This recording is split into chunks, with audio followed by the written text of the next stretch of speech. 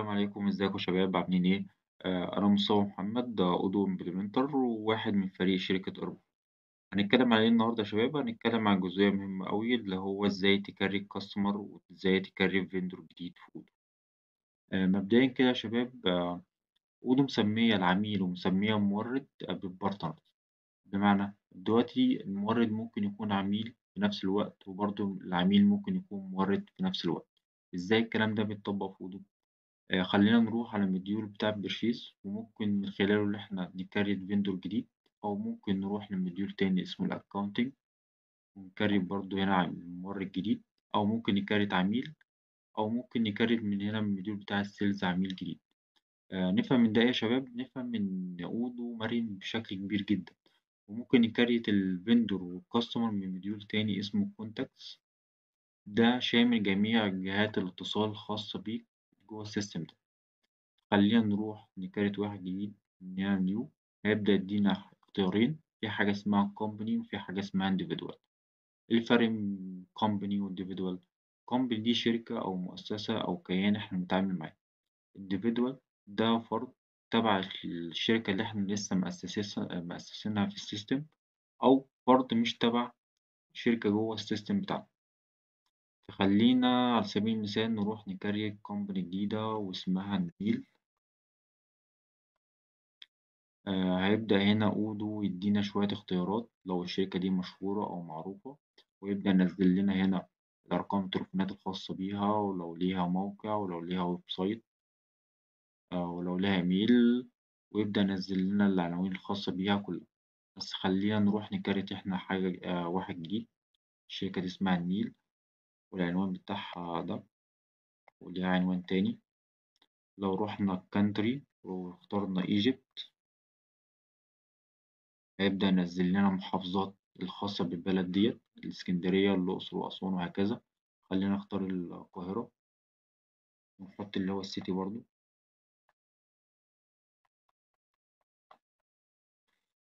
زد أي بي ده الرقم البريدي الخاص بالمنطقة ديت، والرقم الضريبي الخاص بالشركة ده.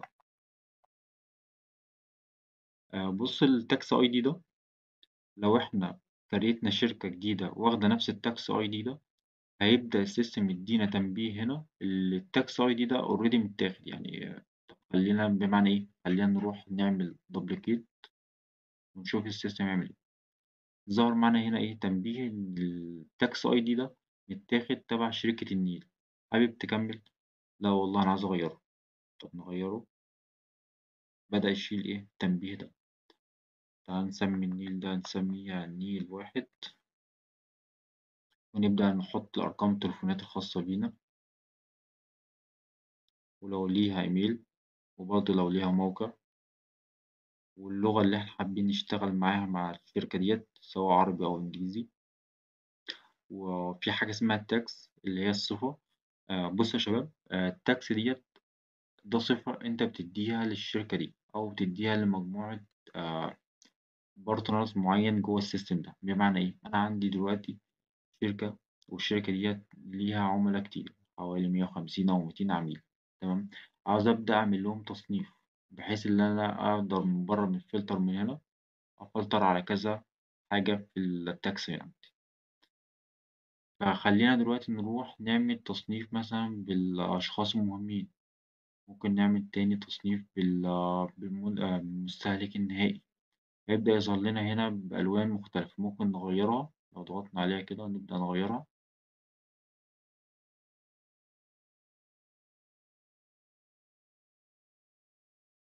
أو لو حابين اللي هي مش هتظهر معانا بره، ممكن نخش على هايد إن كمل ونضغط عليها ويظهر لنا باللون الأبيض، مش هتظهر معانا إيه بره. بس خلينا مبدئيا كده تظهر معانا. ده فكرة التاكس بشكل مبسط يعني. فخلينا نروح حاجة تانية اسمها contacts and address. لو ضغطنا على add، هيظهر لنا شاشة هنا جديدة، في حاجة اسمها contact، وفي حاجة اسمها voice address، وفي delivery، وprivate، وفي another، وفي follow up. ايه ده كله يعني؟ مش فاهم ده كله ايه. دلوقتي الشركة ديت، آه، ده كيان، والشركة دي جواها موظفين وأفراد إحنا بنتعامل معاهم. نبدأ نكريتهم هنا في السيستم بحيث اللي يبقى معانا أرقام تليفوناتهم وهكذا. دلوقتي الشركة ديت الشركة دي جواها شخص اسمه أحمد. أحمد ده التايتل بتاعه اللي هو مستر، والوظيفة بتاعته جوه الشركة دي اللي هو مدير مشتريات.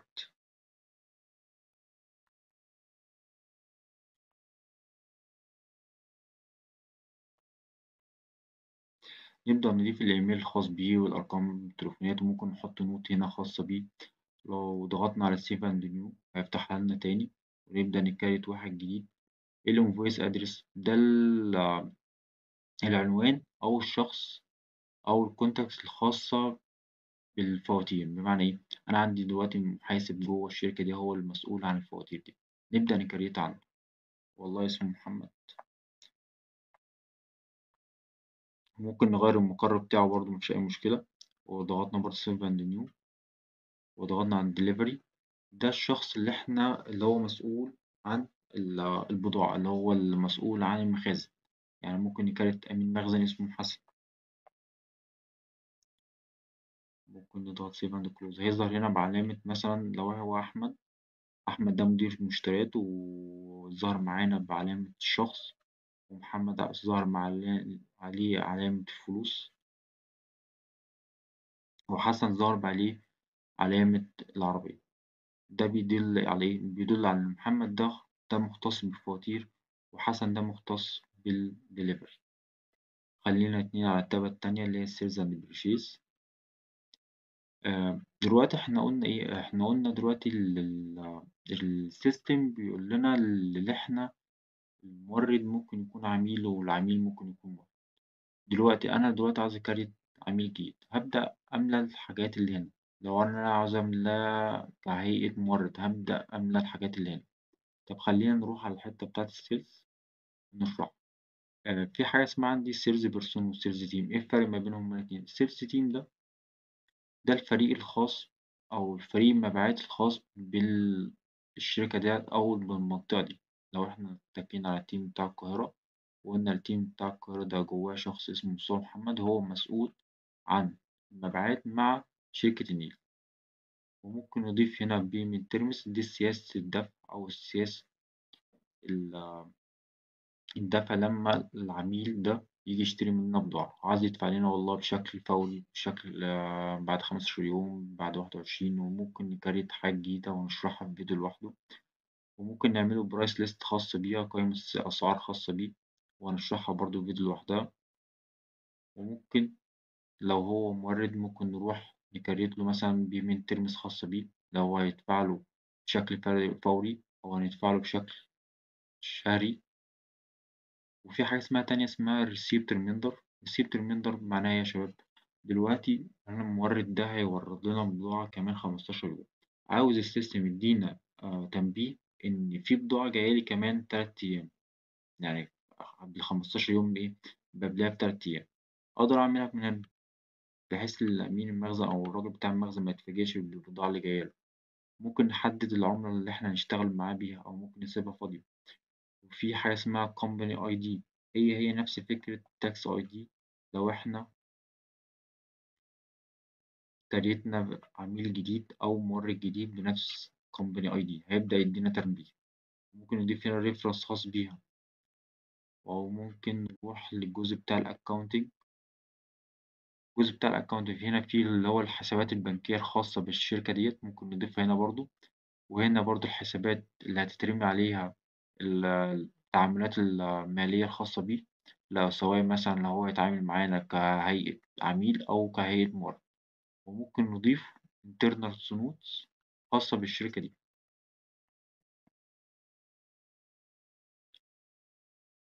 تمام. تمام يا شباب. في هنا حاجات اسمها سمارت بوتنز. السمارت بوتنز ديت خاصة بكل مديول في السيستم. مثلا المديول بتاع الخاص بالكالندر اللي هو اسمه ميتنج، ممكن نحدد ميتنج خاص من هنا. لو ضغطنا عليها يفتح لنا الكالندر وكريت ميتنج معاه. ماشي. نرجع تاني. في حاجة اسمها السيلز وفي حاجة اسمها بيرشيز. احنا بعنا له قد ايه، كم مرة، واشترينا منه كم مرة. وان تايم ريتنج، هو بيورد لنا البضاعة ديت بشكل متأخر ولا في الميعاد والّا قبل الميعاد، ونبدأ نعمل مقارنات بينه وبين شركات تانية. في حاجة اسمها invoiced وفي حاجة اسمها vendor bill. إيه الفرق ما بينهم؟ هُم الاتنين فواتير، بس إيه الفرق ما بينهم؟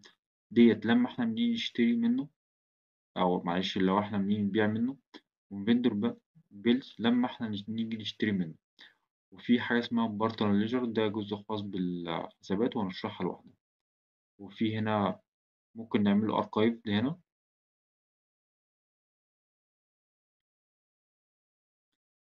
كده مش هيظهر معانا برّه خالص.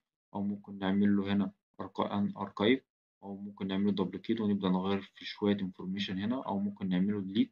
بس يا شباب لو إحنا عاوزين نعمل له delete، مش هنقدر نعمل له delete لو إحنا تعاملنا معاه، بِعنا له بضاعة أو اشترينا منه بضاعة، مش هينفع نعمل له delete. كده إحنا خلّصنا الفيديو، وانتظرونا إن شاء الله في الفيديوهات الجاية.